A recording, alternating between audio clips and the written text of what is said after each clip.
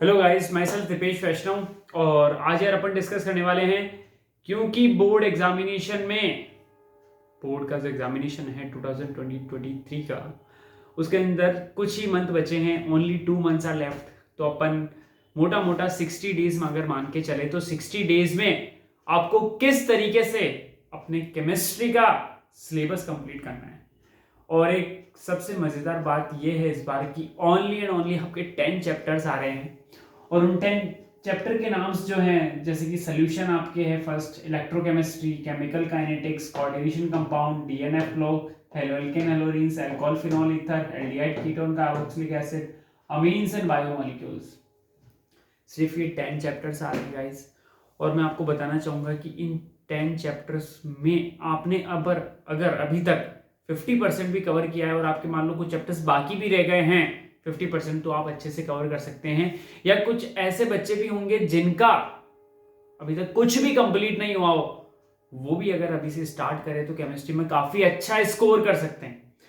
मैं कहना चाहूंगा कि अगर 10 चैप्टर्स बाकी हैं और 60 डेज हैं, कितने डेज है हमारे पास? 60 डेज। अगर हर चैप्टर को अपन कितने डेज दें? 5 डेज। अगर आप हर चैप्टर को 5 डेज भी दो, तब भी आपके ये 10 चैप्टर्स कंप्लीट हो सकते हैं आराम से। क्लियर? और आपके बचे हुए जो 10 डेज है 60 डेज में, उसको आप रिवीजन एंड अगेन जो आपके एक्स्ट्रा टाइम बचे उसमें आप अच्छे से रिवाइज कर सकते हो। तो अभी भी अगर आप सीरियस नहीं हुए हो तो हो जाओ, क्योंकि बहुत ही कम समय बचा है बोर्ड एग्जामिनेशन में। और अगर आपको मार्क्स इंप्रूव करने हैं, अच्छे मार्क्स लाने हैं, तो एक स्ट्रेटेजी बताने जा रहा हूं कि यार सबसे पहली बात, 60 डेज बचे हैं, हमारे पास 10 चैप्टर्स हैं, तो हमें पर्टिकुलर चैप्टर को, एक चैप्टर को आप मान के चलो कि 5 डेज देने हैं। मान लो अगर कोई छोटा चैप्टर है, जैसे कि मैं बोलूँ बायोमोलिक्यूल, तो आप वो 3 डेज में भी कंप्लीट कर सकते हो। क्लियर? जैसे मैं बोलूँ डीएनएफ लोग, तो यार 3 to 4 डेज में भी आप उसको कंप्लीट कर सकते हो।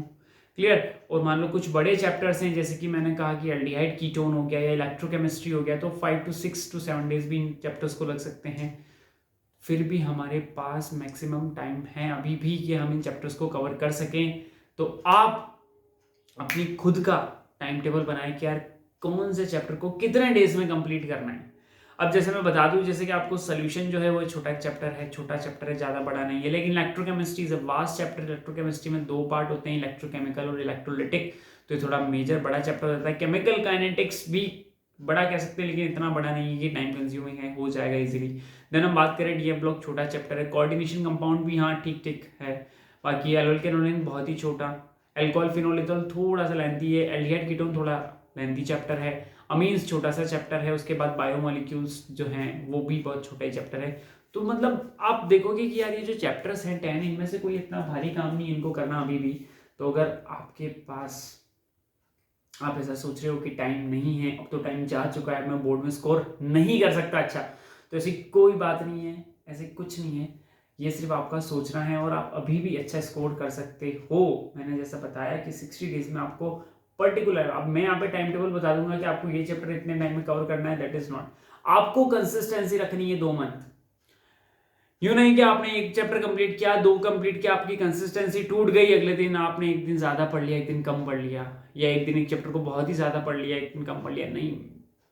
पर्टिकुलरली कंसिस्टेंसी रखनी है, कम पढ़ो लेकिन रोज पढ़ो वाली स्ट्रेटेजी आपको फॉलो करनी है। क्लियर? और 2 मंथ बचे हैं, अभी भी समय है, आप रेगुलरली पढ़ के अच्छा स्कोर कर सकते हैं। एक चीज मैं आपको बताना चाहूंगा कि अगर आप ऑर्गेनिक केमिस्ट्री पढ़ने जा रहे हैं, तो ऑर्गेनिक केमिस्ट्री में बताना चाहूंगा नेम रिएक्शन की एक अलग से कॉपी बना ले। आप नेम रिएक्शंस का एक चार्ट बना लें, उस चार्ट को अपने रूम में लगा लें ऊपर की तरफ, उस पर नेम रिएक्शंस लिख करके, क्योंकि नेम रिएक्शंस हर साल एग्जाम्स में आती है और नेम रिएक्शंस बहुत ही ज़्यादा इंपॉर्टेंट होती है। तो ऑर्गेनिक केमिस्ट्री अगर आप स्टार्ट कर रहे हैं तो एक ये बनाएं। तीसरा, आपके फिजिकल केमिस्ट्री के 3 चैप्टर है, मैंने बोला सोल्यूशन, इलेक्ट्रोकेमिकल काइनेटिक्स, इसकी एक फार्मूला शीट्स आप तैयार कर लें, उसको भी आप दीवार पे लगा दें। मैं बता रहा हूँ आप कम समय में किस तरीके से मैक्सिमम रिवाइज कर सकते हैं चीज़ों को, दैट्स द फॉर्मूला, कि आप अच्छे से रिवाइज कर सकते हैं। आपकी आंखों के सामने होगा चार्ट में दीवार पे, तो आप चार्ट जानते हो ना, बड़ा सा चार्ट आता है 5 रुपए का, क्लियर, उस पर क्लियर, तो आप उस पर रख करके ये चीज कर सकते हो। क्लियर? नेम रिएक्शंस मैंने बोला कि आप अलग से कॉपी बनाओ या चार्ट्स पे भी आप प्रिपेयर करके अच्छे से कर सकते हो, because name reactions are most important.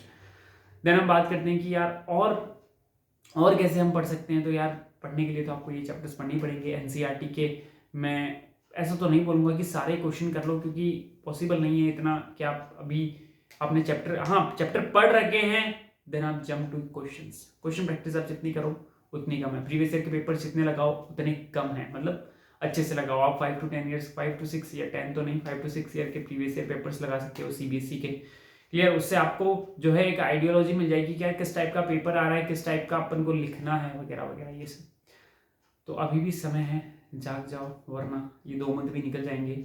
1 महीना निकलने के बाद को कॉन्फिडेंस एकदम लूज हो जाएगा कि यार 30 डेज ही बचे हैं, क्या कर लेंगे। क्लियर, इसलिए अभी भी टाइम है, कल से 1 तारीख है, 1 दिसंबर, समय है, अभी भी कर सकते हैं, कोई बड़ी बात नहीं है करना। तो ये 10 चैप्टर से मैंने बताया आपको, ठीक है, अच्छे से इनको प्रिपेयर करें। रिवाइज करने के लिए मैंने बताया कि नेम रिएक्शंस बहुत इंपॉर्टेंट है, चार्ट बनाएं। Clear, thank you guys.